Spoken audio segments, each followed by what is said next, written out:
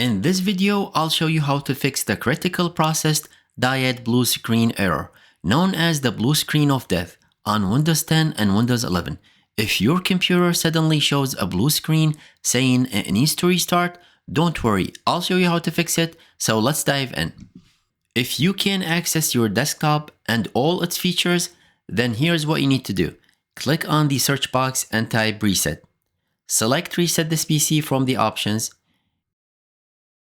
And here you'll find an advanced startup option.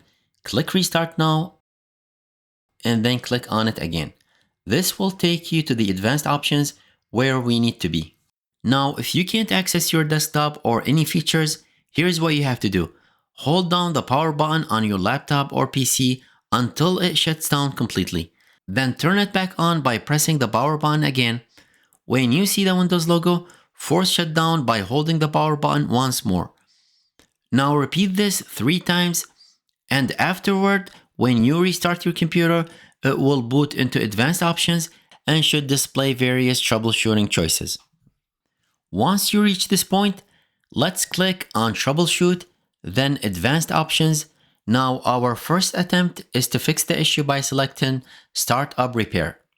Check if this resolves the problem. If not, return to the same options and let's select command prompt.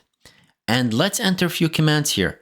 You'll find all these commands I'm about to enter down in the descriptions box. So the first command we'll be entering is bootrec /fixmbr and hit enter. Then type bootrec /fixboot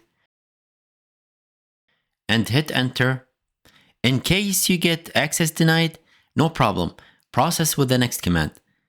Type bootsect /nt60 sys and hit enter. After that, let's type bootrec /fixboot and hit enter. The next one will be bootrec /rebuild and hit enter. And now type sfc /scannow and hit enter. Now this command will take some time because it will be scanning all kinds of PCs and system files to find any kind of integrity violation. So just wait until it reaches 100% completion. Once complete, the last command will be chkdsk C: and hit enter. Now this will also take some time, so just wait until it reaches 100% completion. And finally, you need to restart your computer. Now you can close the command prompt and then click on continue.